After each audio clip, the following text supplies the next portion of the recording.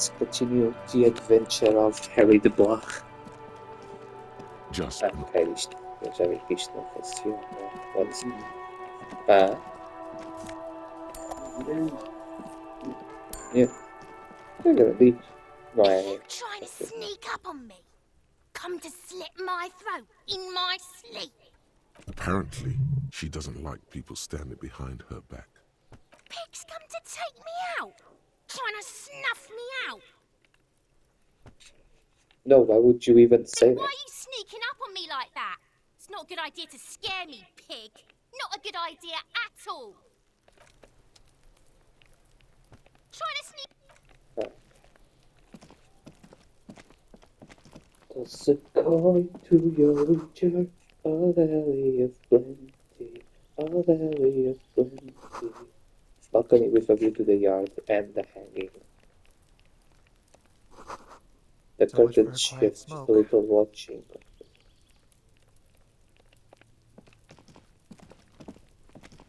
There must be another way into the building. What the fuck happened to your voice? What the fuck was that? Plot twist que não é o assassino e é um demónio. Que sai, essa voz aí, desculpa. I knew I should have quit. Another splattering of bullet holes in a wall. Just a closed door, but you look at it suspiciously. Ooh, nice, I need that. Curar moral, a moral não estava assim. Um gol. Posso entrar aqui? Não, isso não. Map. Pile of clothes.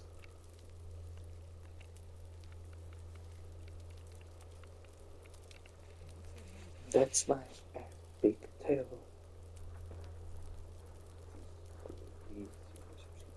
Elysium pile of...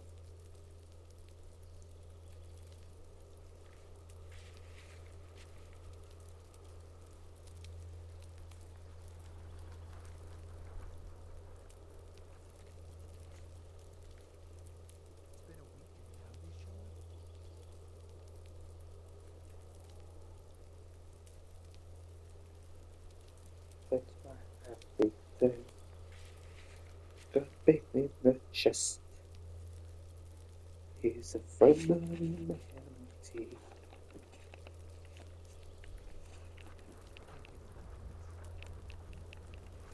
So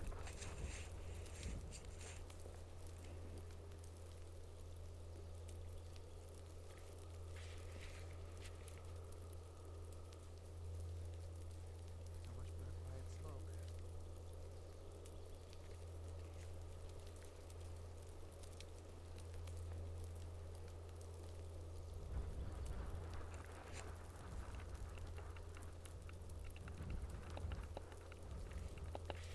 So going to your witcher, a valley of plenty, a valley of plenty.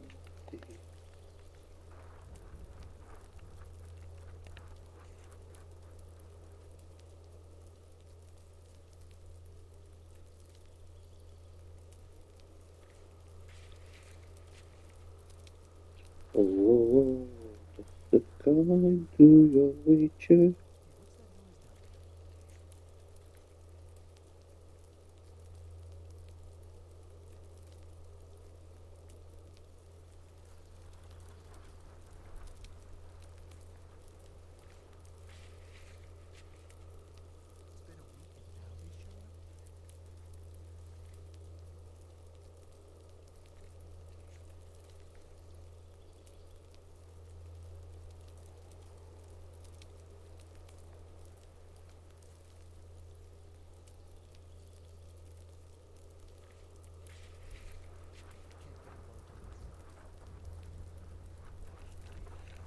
It's been a weekend now. Have you shown up? So going to your witcher, a valley of plenty, a valley of... Deixa-me ver então, lembro o que é este pile of clothes e só de sunglasses. Nothing. I'm just having a memory problem. Succumb to your witcher, a valley of plenty, a valley of plenty. Oh, the hell is this? Ooh, it's a jacket. A cool jacket. Look at me when I'm talking to you.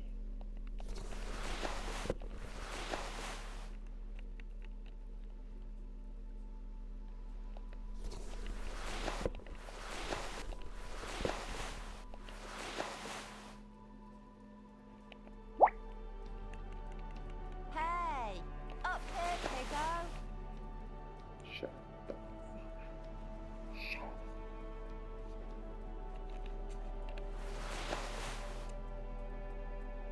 up. Succumb to your witcher, a valley of plenty.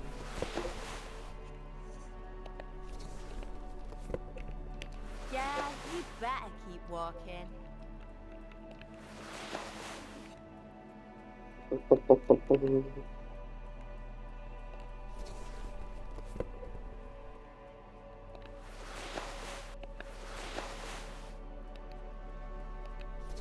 Look at me when I'm talking to you.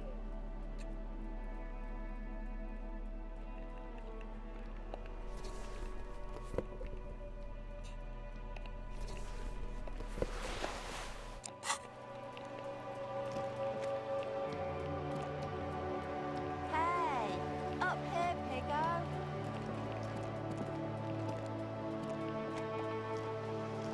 Just gonna put two main languages so that we can see.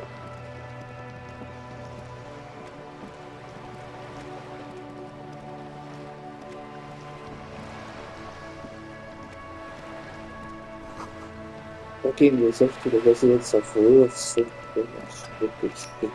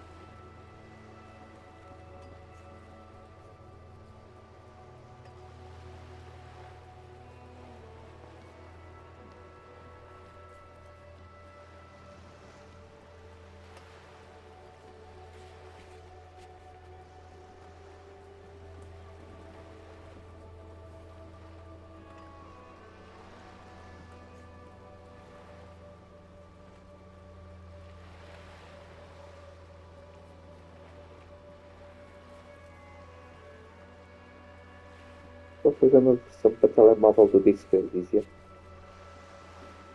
Yeah.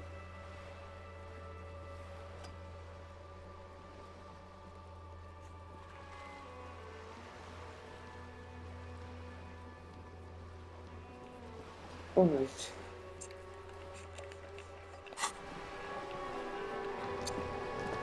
What the hell is this? I had to fish. Your room in Orleans is much bigger than this look.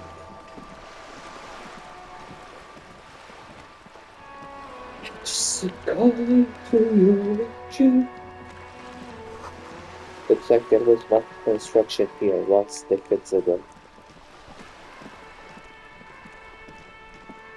A sturdy metal door guards the southwest entrance to the apartment building. It's locked. The door rattles against your knuckles, but there's no response. The door rattles again, but this time you hear an elderly woman's voice calling out from inside. Don't door. I'm not letting any more strangers inside.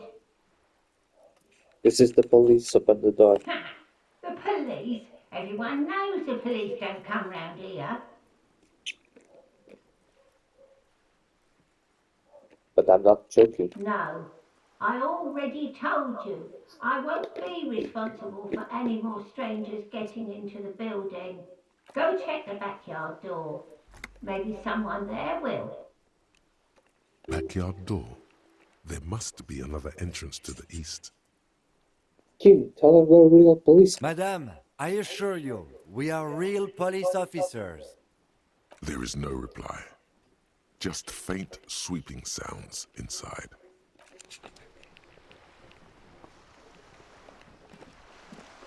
You better keep walking. The streets will flow red once more. A great torrent rushing down Rue de Esperance. You wait and see. The streets will not flow red with anything. Who are you? I'm Cindy the fucking Skull. What else do you want to know? Date of birth, blood type, the last time I was tested for Hep C. Just answer some questions, okay? Ask away, pigman, but I don't promise to answer. Do you know anything about the recent murder? I ain't no snitch, pigstein. Go forth and forage in someone else's shit. No shortage of squealers in these parts. Actually, there is a shortage of people who talk to us in a normal, calm, informative manner. We weren't put on this earth to make your life pleasant, fucko. What are you doing to the wall? Can't you tell? I'm painting a beautiful mural, an aereo graffitio visible from low orbit. I haven't really started it yet. I'm waiting for the right words. So you don't know what to write? Have you ever tried your hand at graffitio? When faced with a blank wall, most people write unimaginative stuff, like pigs go home and Mona was here. We rarely see pigs round here, though.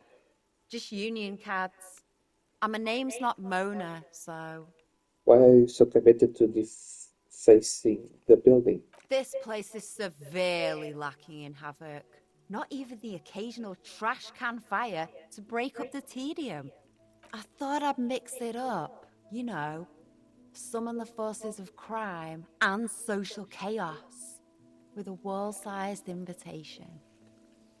I have an opinion on this when I hear it. Yeah?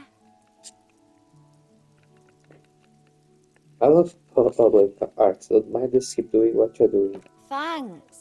I'm sure the inspiration will come to me now that I have an official RCM stamp of approval. I haven't... Yeah? Let's be realistic. What are you going... You heard your partner. I don't condone the idea of using physical... I haven't Yeah? Thanks. I'm sure the You keep inspiration will come to looking me off to now the that side. I've What are you an looking The at? lieutenant furrows his brow at another one of your eccentricisms. Hatred, disgust. It's difficult to tell which of the two is more present in her girlish features. The woman on the boat does not notice her staring. That is on her. Someone's got to keep an eye on her. Who is she? Probably the Wild Pines rep. We should talk to her. She's a professional negotiator, though. I have the feeling she will be very cooperative while telling us nothing. You should take the lead. Ask her unexpected questions, you know? Do your thing. Don't be afraid to get a bit wacky. Throwing her off is our best bet. Good idea, piggies. Run along now. Fuck her shit up good. Impound that boat while you're at it. I'd like to watch her swim back to us on. Watch Catch you your later, back, Cindy. ungulate. You've got eyes on you. A circle to your region. All the way of plenty. All the way of plenty.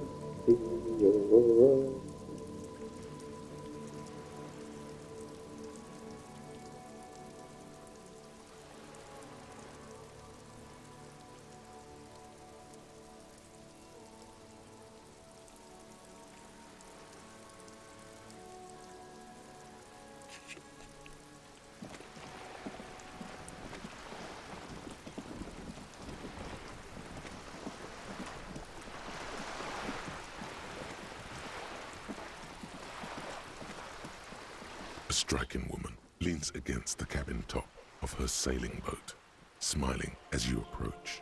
Her green raincoat glistens with droplets. A silk scarf is tied around her throat. Good evening, officers. I'm Joyce. Joyce L. Messier. I represent the board of Wild Pines, the owners of the harbour. You gentlemen must be from the RCM.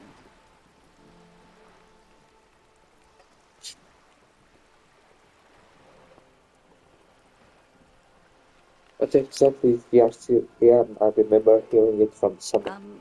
I meant you, the Revachol Citizens Militia, the police. I'm afraid my partner doesn't shake hands. Please don't take offense. None taken, officer. Either way, I'm glad you're both here now. I was dispatched to handle a strike, not a lynching. Anything I can do to assist the RCM in this matter, I will, gladly. That is good to hear, madame.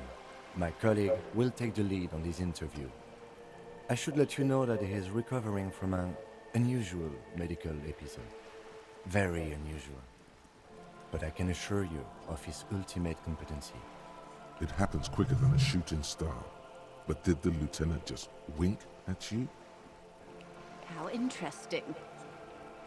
I wish you a swift recovery. In the meanwhile, you have my full cooperation, and the full cooperation of the Wild Pines group. It's hard to get a read on her precise disposition, but she appears helpful.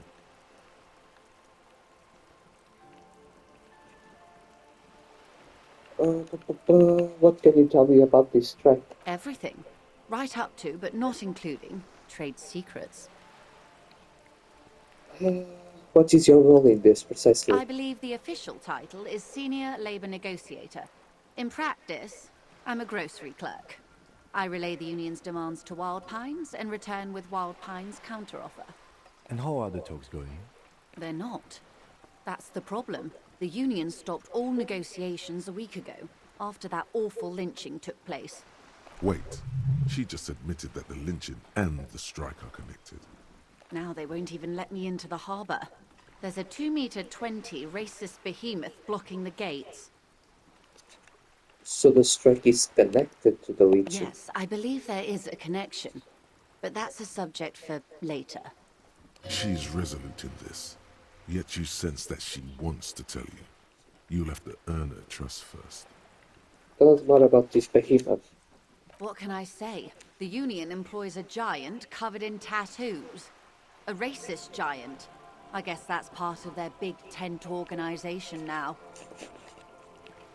How were the talks going before the lynching? Let's say I was not making the kind of progress I'd hoped for when I first arrived.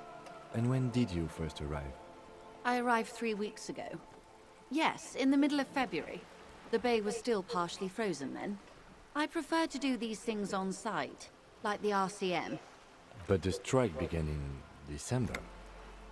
I wasn't the original negotiator here. I took over after Mr. Gaumont hit a wall with Mr. Clare, the union boss. Mr. Clare refused to speak with Gaumont despite concessions he'd granted the union in prior negotiations. This isn't the first time the union has gone on strike. Heavens no. There have been 2 prior strikes. Both times the union won significant concessions, including overtime pay and a medical plan. This time their demands are more, I guess you could say, aggressive.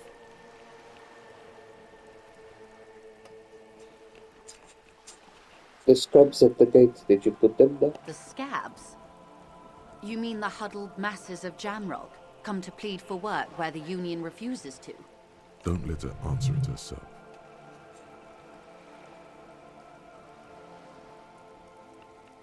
No, I mean scabs. If these workers were organized by Wild Pines or its affiliates, then it would be a company secret. I could not share it with you. Not yet, at least. Don't let her answer it herself. If these strikebreakers were all Don't let her answer it herself.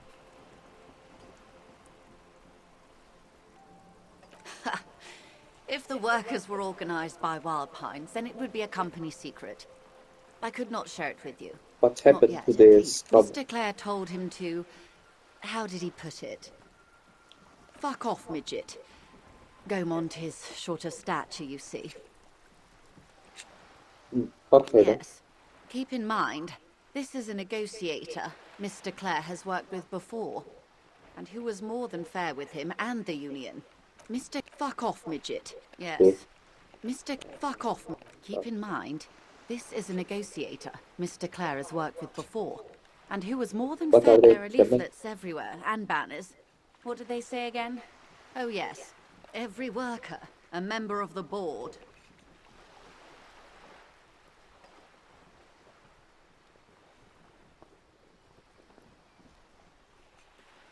Then you might also like their other slogan. Demand democracy.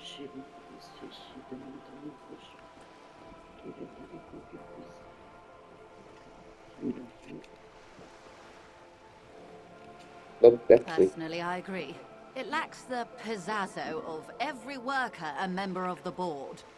What exactly do they mean by it, though? What's the demand? It's quite simple, you see. Every time the Wild Pines group makes a decision about what?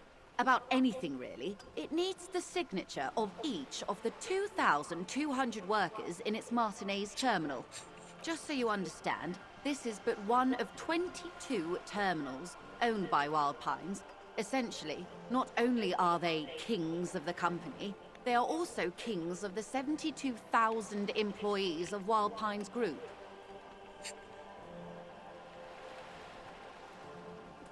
The king is dead. Long live the That may world. well be. It's not up to me to decide who is king, but as negotiations go, it's not a swell start. What are you going to do? I'm not sure. Naturally, I assume that was just their opening position, a hard-nosed tactic with a side of mockery. But there's been no follow-up, just the same nonsensical slogan repeated over and over again. And now, people are getting lynched, I hear. Behind the whirling in rags. A disastrous situation if there ever was one. Excuse me, from whom did you hear about this lynching? I first heard it from the boyar at the gates. The one whose very name advertises his aversion to work. I think he said it was, "Call me mañana." This checks out. Tell me about this union boss, Mr. Clare. Everard Clare is a man of the utmost integrity. If you can say one thing about him, it's that he always puts the interests of the workers first. Really? Of course not. Everard is fantastically corrupt. I imagine he has a thick, viscous goo where you and I have blood. If you were to prick it with something sharp, you could see it oozing out. A knife, maybe? No, a rapier. So like you're about to take the rapier to him. Oh, heavens no. We get along just fine. Yet, now that you mention it, I can't stop imagining that black treacle just dribbling down his double chin. He is the most corrupt individual I have ever seen, and I deal with men like him for a living. If there is anyone more venal, more irredeemably nepotistic, then it's his twin brother, Edgar. Wait, there are two of them? Yes, Edgar looks exactly like his brother, except for that lazy eye. He also talks exactly like Everard does, and when one's term as foreman is up, the other takes over. It's how they circumvent the term limits, you see, with a funny little switcheroo. While in office, they've embezzled God knows how much of their workers' dues. What about the union itself outside the Brothers Square? The Débardeurs Union was once a perfectly normal institution. 20 years ago, anyway. It must not have been easy to establish under the Emergency Act, but they did it. I can respect that. Organized labor at its best, as they say. Then something happened in the local chapter elections. The brothers Clare came and transformed it into a... how do you say? A mob. The Débardeurs are a crime syndicate. Sad as it may be, I suspect we'll be forced to cooperate with them. Refreshingly honest, officer. The company has tried appeasing in the past, but I'm afraid our concessions have only emboldened Everard and his brother. And your opinion, Detective, if I may ask? I'm a curious and talkative person, you see. Would you say the Débardeurs Union is... I prefer not to have an opinion on these things. Of course, officer.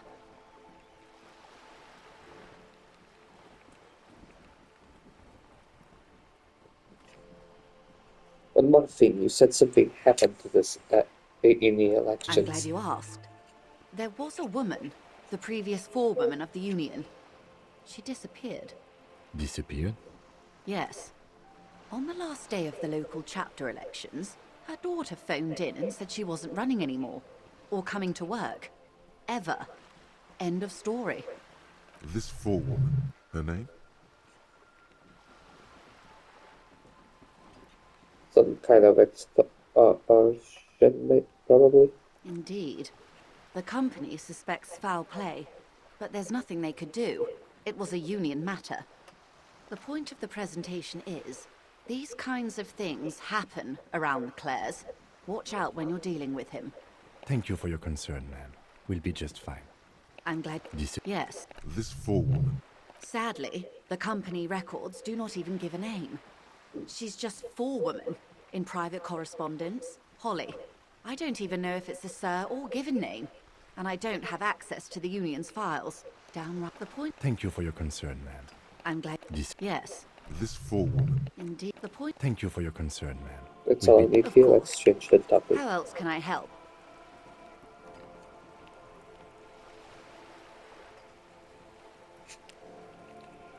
Tell me about the wild.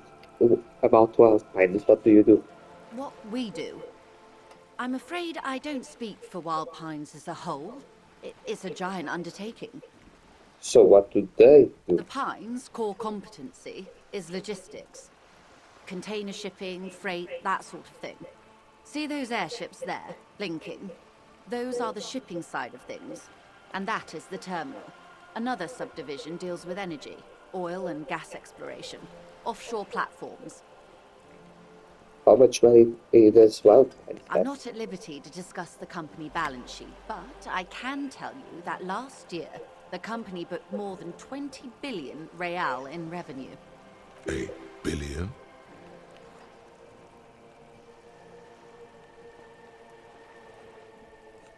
What exactly is a billion? It's a number, officer. A big one. What is it made of? It's made of 1,000 millions. A million is made of 1,000 thousands.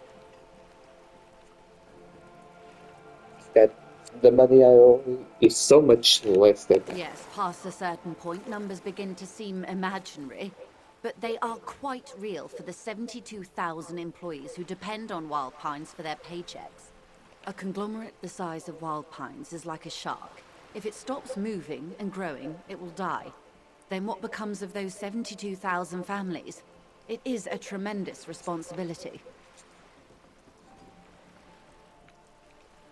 Where does wild pines get all these billion? They started as an exploration and cargo fleet conducting trade between the Samaran and Insulindian Isolas 250 years ago, when pine ships explored the South Seminese and charted Lomantang on behalf of the suzerain.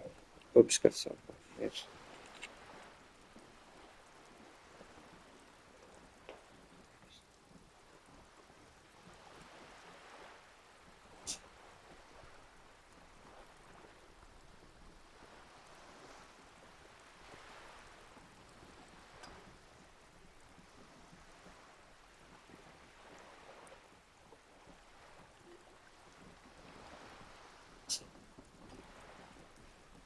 They say we are. Centuries of care, deliberation, and madness have gone into this endeavor. Vessels pass through the great unrest to re-emerge with apricots in tow. The logic of the system is totalizing. It's taken everything from its employees to build it. You mean aside from being the terminal's legal owners, who are responsible for moving 8% of the world's cargo?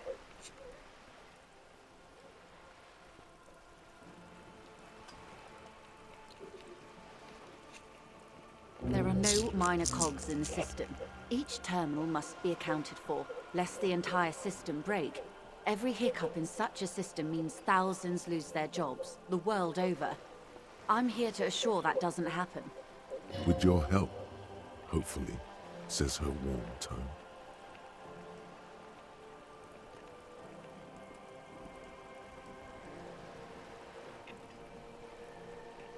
Why, yes, I am.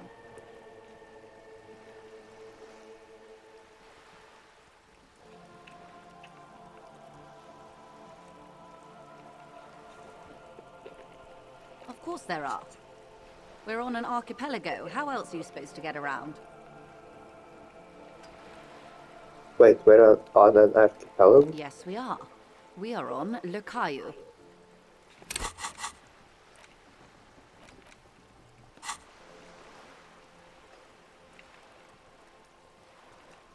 Still, I haven't seen anyone else or about I the haven't seen anyone else drive a souped-up Capri Kenema motor carriage either. Actually, that motor carriage has been specially issued to serve as a patrol and pursuit vehicle. It's for crossing long distances in the greater Ravachol industrial harbor. It's not a toy. Neither is this. A toy, I mean. It's a machine for crossing long distances in the Bay of Revachol, between the city and the islands. Do you have a license for this boat? Officer, I assure you I'm a highly qualified pleasure craft operator. The crowns of her teeth are porcelain, white as the boat's hull as she smiles. Qualified pleasure craft operator. So charming. Where's the damn license? Can I see your license? I just renewed its safety inspection last month, officers. It is completely seaworthy. In fact, it's taken part in not one, but two insulindic regattas. Even finished once. Still needs to see a license, man. Actually, you don't. Oh. What do you mean? The Wayfarer Act specifically denies the RCM the authority to demand anyone's operator license. It's a little-known fact among us law officials. So we can't pull over random civilians and demand their papers? That's sweet. Unless it's their passport. No. Do you want to ask for the lady's passport? Yes, I'm going to need to see your passport. Of course.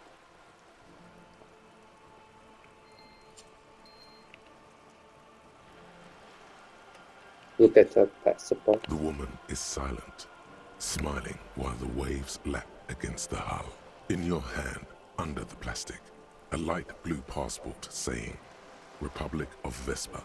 The coat of arms has a lion and an ostrich. Seagent. Look at the photo. The woman, born in the year 3 in the commune of Revachol, smiles at you. Face adorned with frown lines and crow's feet. The photo is recent. The name reads, Rejoice Leighton Messier. Your name is Rejoice? Yes. But please don't call me that.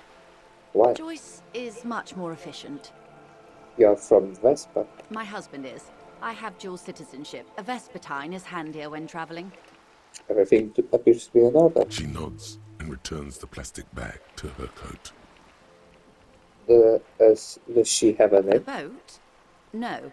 It is called Cor de Leyte 19 because that's the type of sloop it is. Okay, but what kind of boat is it? It's a pleasure craft. A 19 pacer. It also happens to be rated for Category 1 racing. Though these days I mainly use it for business. Okay, how do you My want? sloop? I like it a lot. It's the eel's hips, baby. Opa. I'm enjoying this part of the interview. It has so little to do with the murder we're investigating. Good. Okay. We'll continue this Of conversation course it next time because it's time for my interval.